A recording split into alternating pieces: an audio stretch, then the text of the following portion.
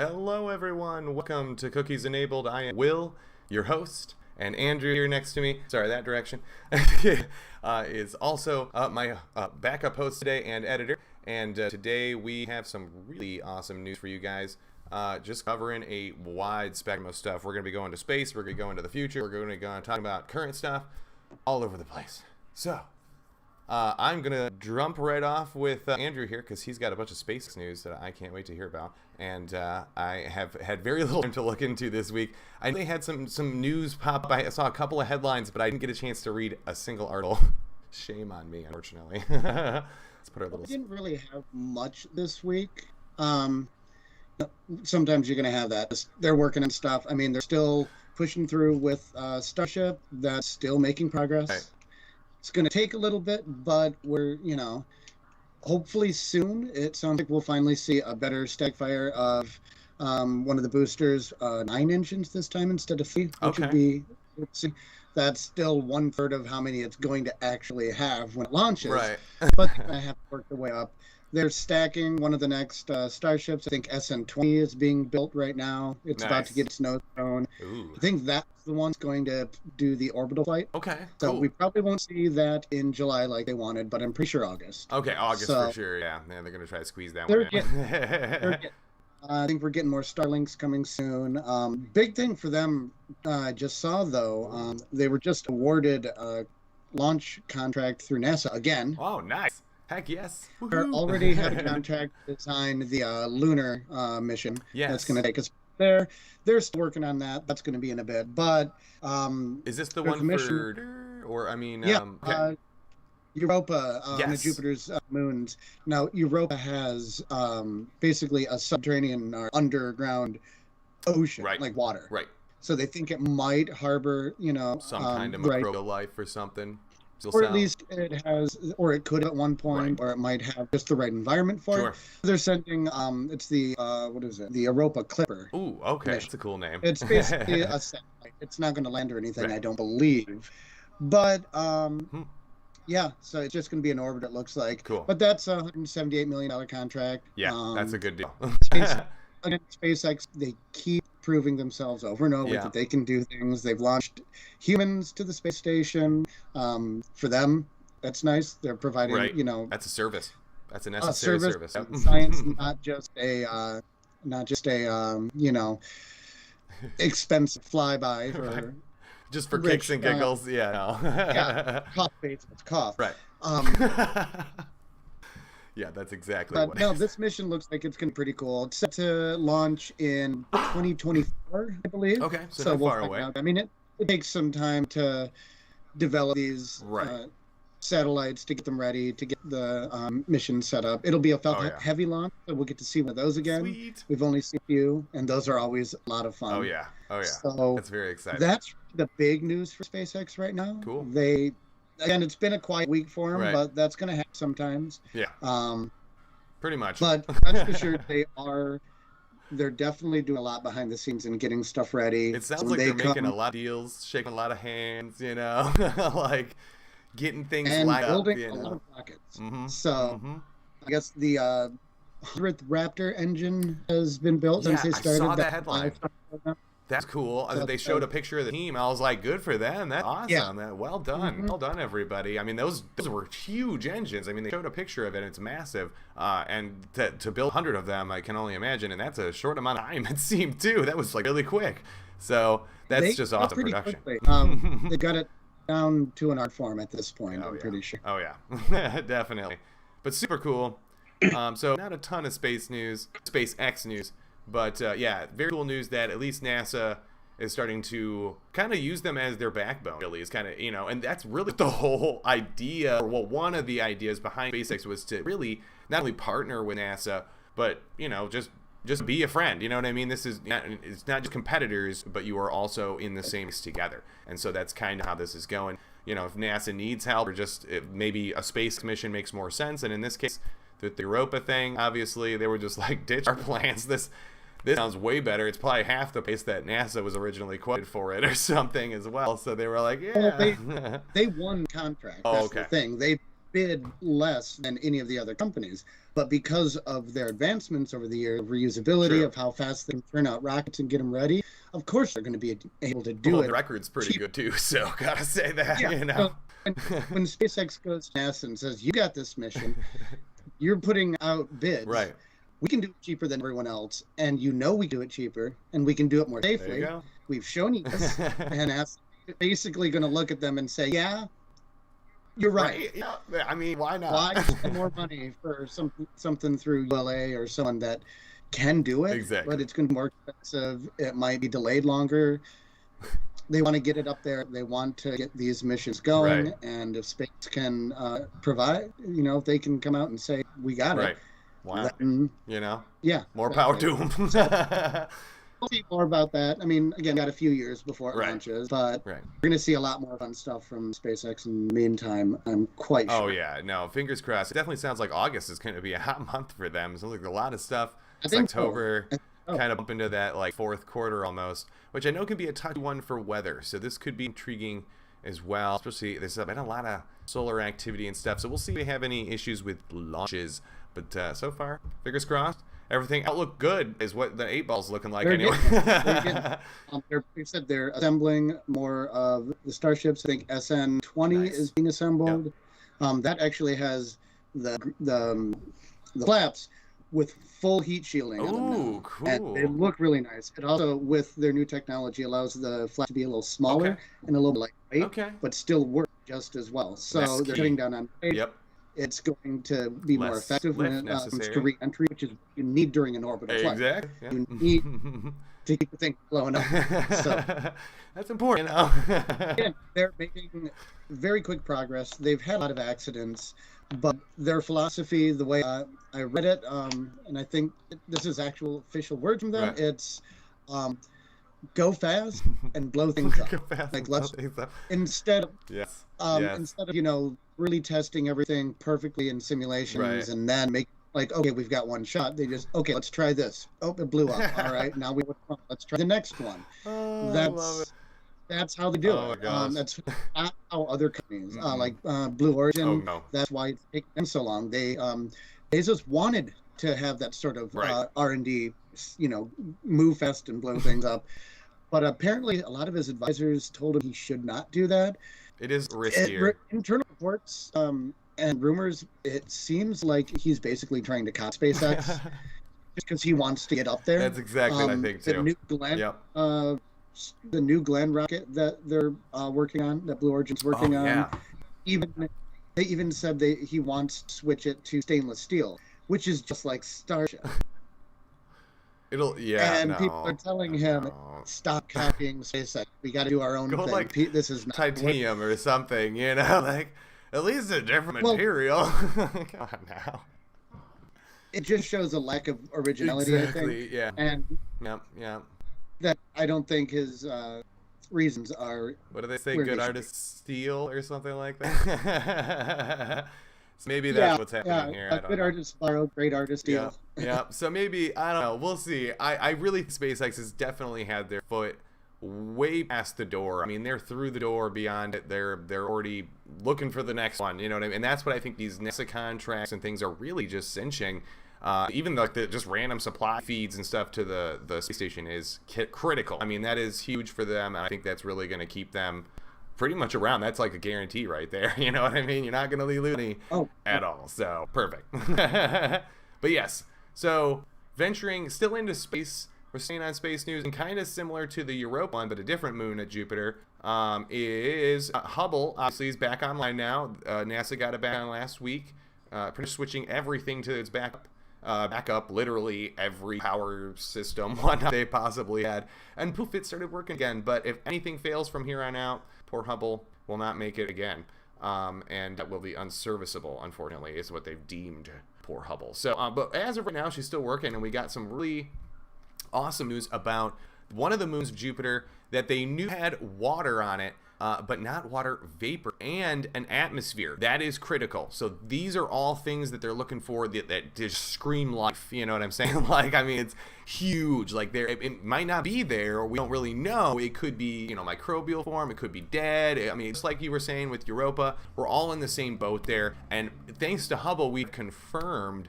that is more than just a theory, because at that point, we really didn't know.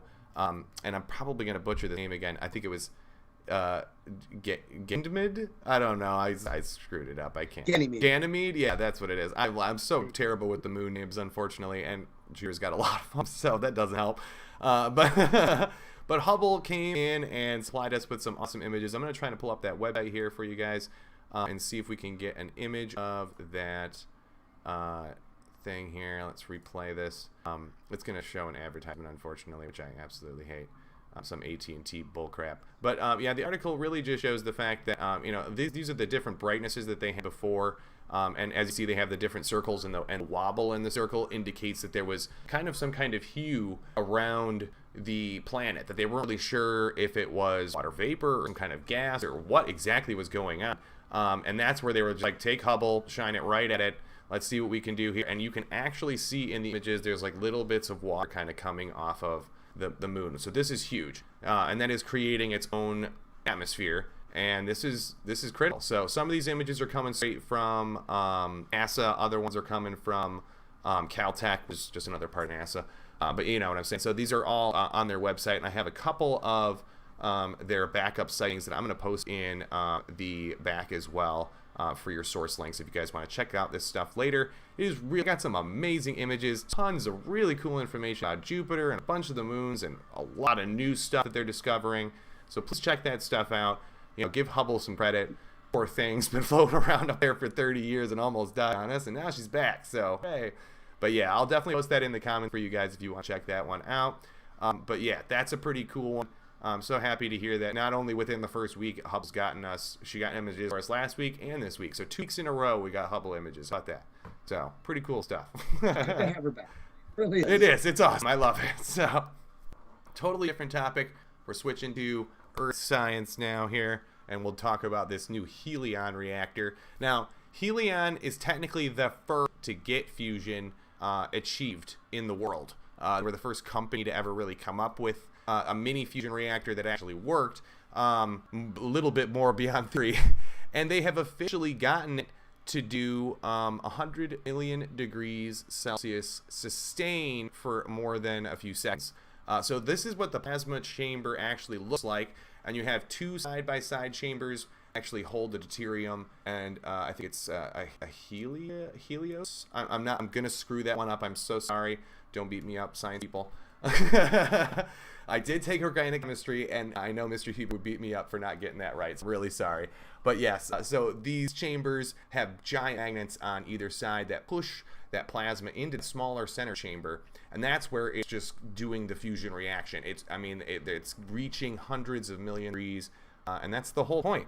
So as this deuterium starts spinning around and getting all this crazy fun stuff, it actually can output a magnetic force by pushing back on the magnets that are holding it in place. So you're getting this magnetic force kind of reverberation, and that's generating electricity. And this is actually a law in quantum physics and whatnot. I'm not getting into any of that stuff in this video, but that is exactly what is happening here, and it is really cool science. This is legitimately been proven. It's actually functioning. This is just a CGI recreation of it, so we can see what's really happening on the inside.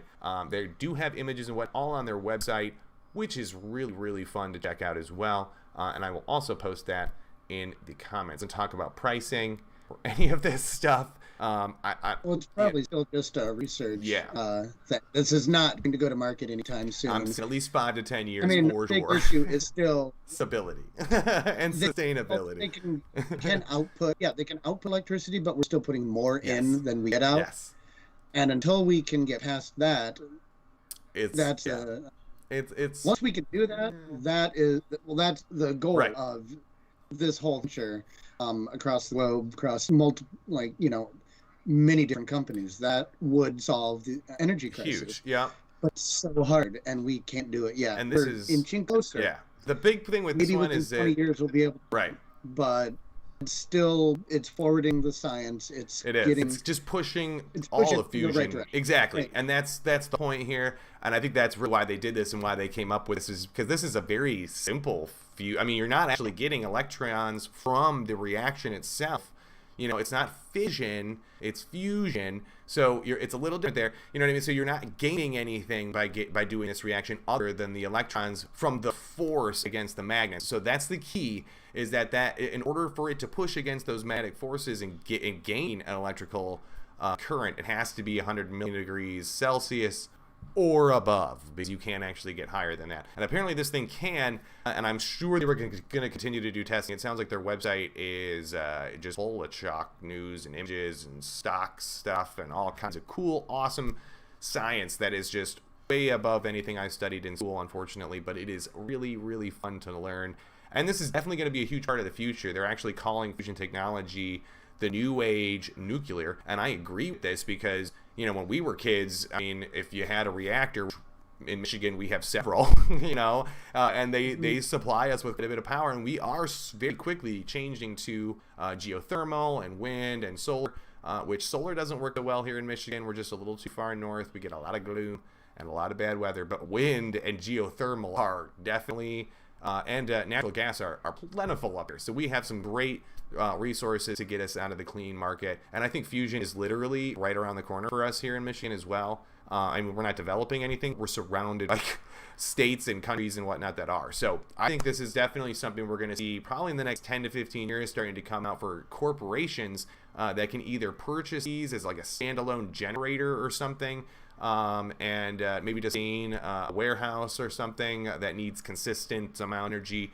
Kind of like we're seeing with like the Tesla battery pack stuff, I think is also what this is going to be kind of like. So either way, this is really, really cool. This is a lot smaller than all of the other fusion reactors I've talked about so far. I mean, we're talking, this is almost like shoebox size compared to, I mean, I think it's 6 feet, so it's not shoebox. It's a still small room, but nothing compared to the ones we've talked about, which are like size of houses, or, you know, like maybe a minivan or something. So, you know, this thing is a lot smaller. And can do the same thing.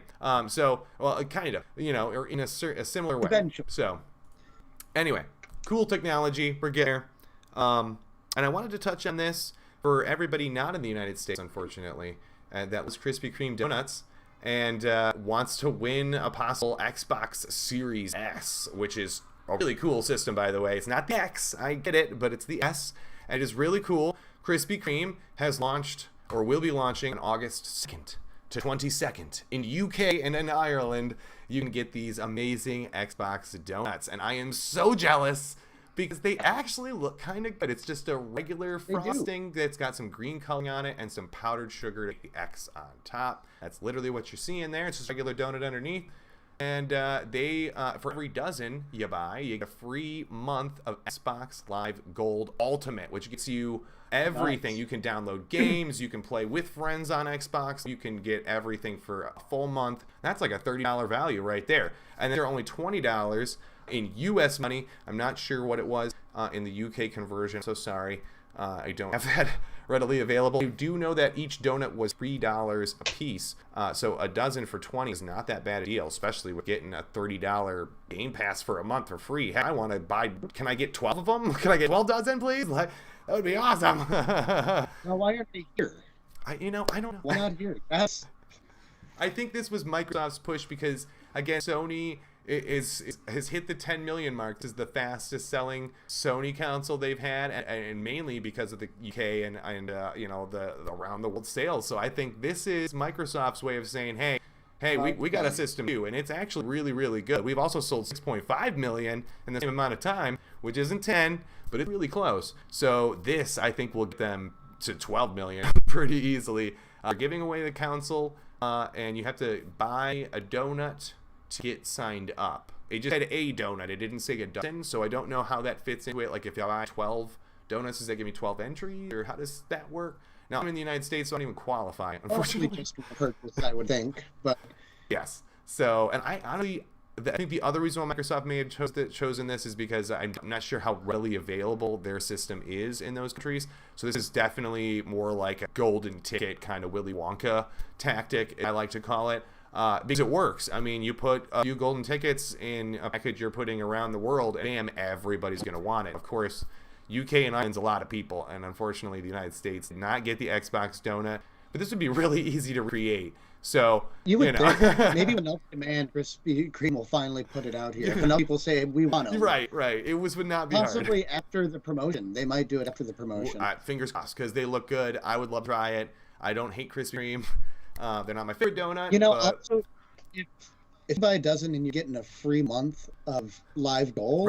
Right. And if they don't have that big of a market share in the UK, it makes sense that they wouldn't do it here because everybody would demand the same deal. Yes, they would.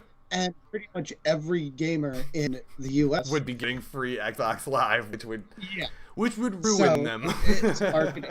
It would still be awesome, but it's a marketing thing. It is, for sure. Definitely. Yep. So goes to Microsoft for jumping on the popular trend bandwagon and doing a cool sweepstakes. Lucky to all you UK, Ireland people. Hopefully you guys get to win some and to eat some delicious donuts because, man, I'm jealous. I'm seriously jealous. I mean, we got Krispy Kreme everywhere, so really not too jealous. But, yeah, no, those we don't get those designs or colors. Like, they're just regular donuts, and they're not very good. Anyway, getting to science and technology news. The last thing I really wanted to hit on today, which is a big one because the United States has officially come out and the CDC has said that the Delta variant of the COVID-19 virus is number one, leading in about 80% of cases or more. So I did some digging, and there's also a huge pushback on the state and federal level for mask mandation again. Now, I know with school coming back around, 4th of July was a big one, so really starting to see the repercussions for July outings and all of those things that people were doing that were unvaccinated and did not have a mask on. Maybe they were outside, so they might have been meeting some rule, but maybe weren't doing the 6 feet. There's a lot of other issues that go into play there as well. So, like number of people, what activities were you doing, stuff like that. And the fact that Delta is more contagious. It is at least 10 times is what they're saying. What I've seen too, especially, and it's the hotspots where, I mean, yes, the Delta is going to become it already is the dominant strain. We knew that was going to happen. It was going to happen, yep. But even there, all of the hotspots where all these numbers are climbing, they, like you said, majority of areas that are very poorly vaccinated. Yep. And it's unfortunately starting to become, cases, that like 90. I think they said the statistic I saw was that roughly 99.5% of new COVID infection rates are in the unvaccinated. Yeah, and that is true. That is legitimately what's happening. If you didn't get your vaccine shot, it might be too late. The chart I saw said out of 120,000 cases, out of 120,000 people vaccinated, 100 breakthrough cases, only one death. Right. That is a huge difference. Massive difference. I mean, night and day, because before it was almost 50-50. So if you had 100,000, you're talking 50,000 potential, maybe even 25,000 deaths just out of those. And I know it's an uphill battle, and I don't know how to get people to just get vaccinated. Right. Well, here are some statistics I did get from Forbes. For the people at the hospital, just, doctor, can I get the vaccination? I've got this.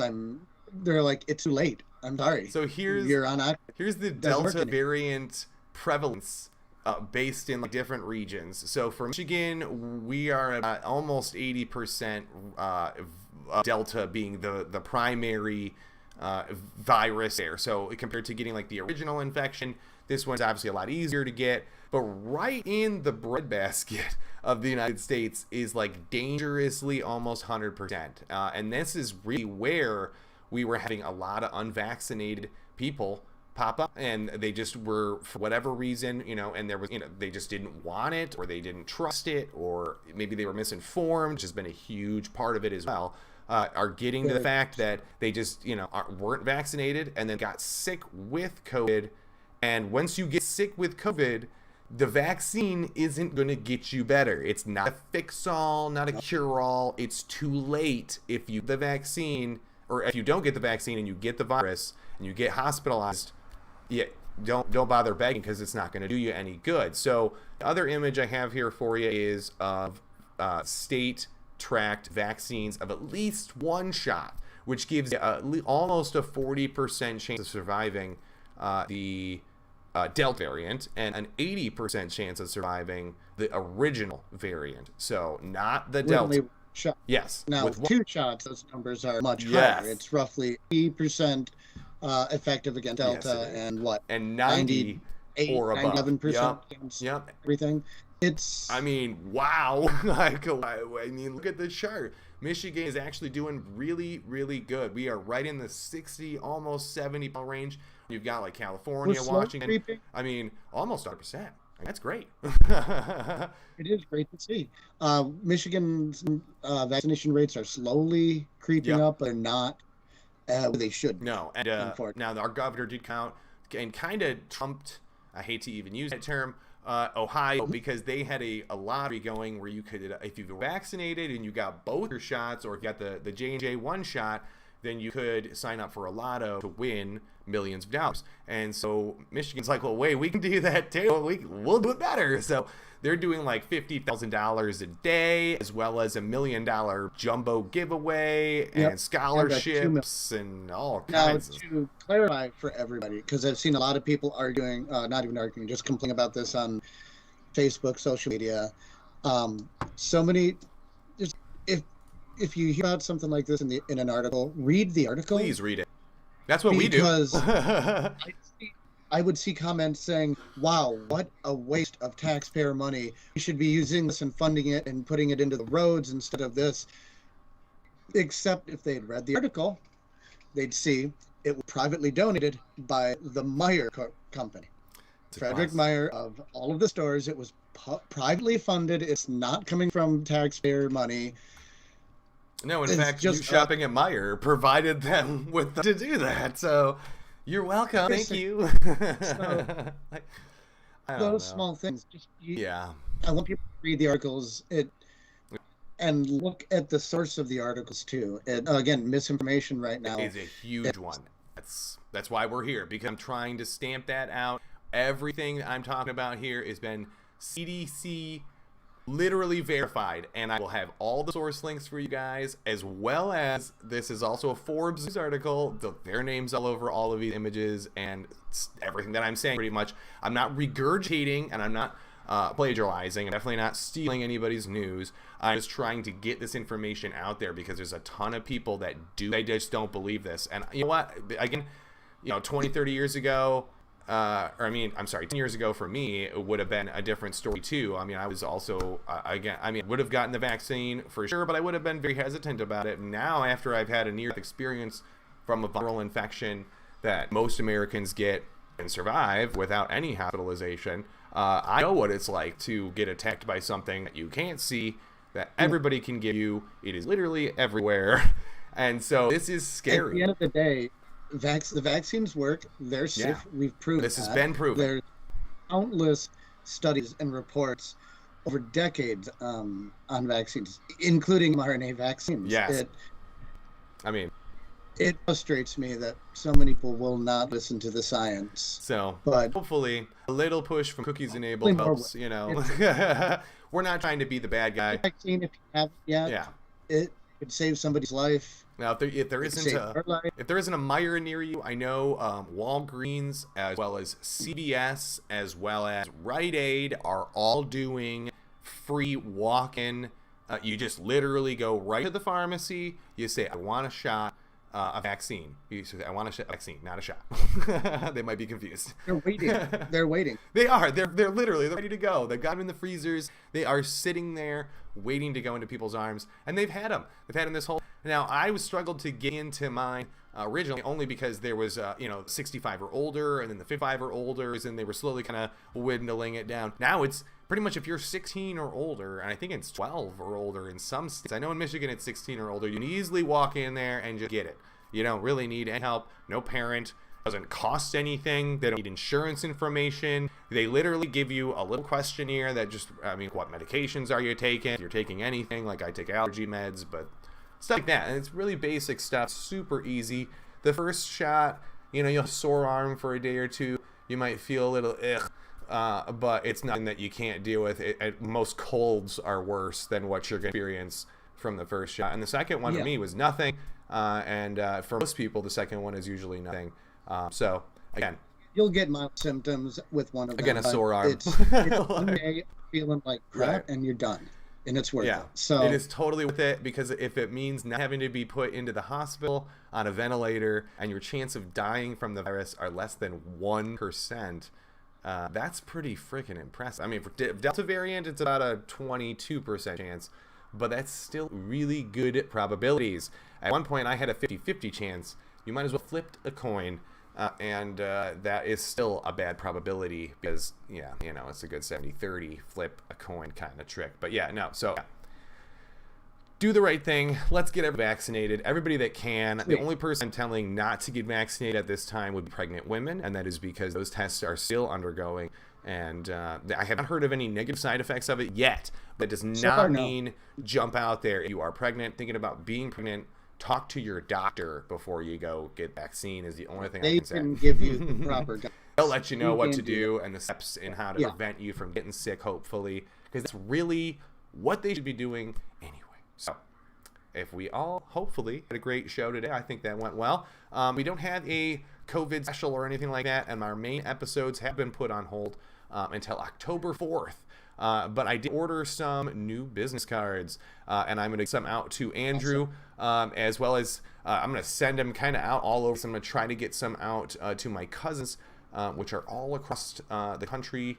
And so hopefully we can get some more viewers in. And if you are new to the channel, thank you guys for tuning in today. I thought I saw one viewer pop in for a second there. I know noon's a tough hour for most people, but we are always on YouTube, and you always go back and check our stuff, check our links, leave a comment. If I screwed something up or a source link is down or maybe a journal isn't found anymore, please let me know, and I will jump on it right away and make sure you guys get those proper links, because I'm not about to report anything faulty. But our new main episodes will be back on Monday, October 4th. And we'll still be doing the What's New Wednesdays every Wednesday, and we'll still be doing the random daily discoveries probably a month as well for you guys too. So keep an eye out for those. Thanks everybody for tuning in. I appreciate everybody. Have a great day. Kitty, it wanted to say hello, looks like. Oh yeah. But you guys take care. We love you all. Have a great day. Hopefully I learned something new, and hopefully you guys did too. We will see you guys all later.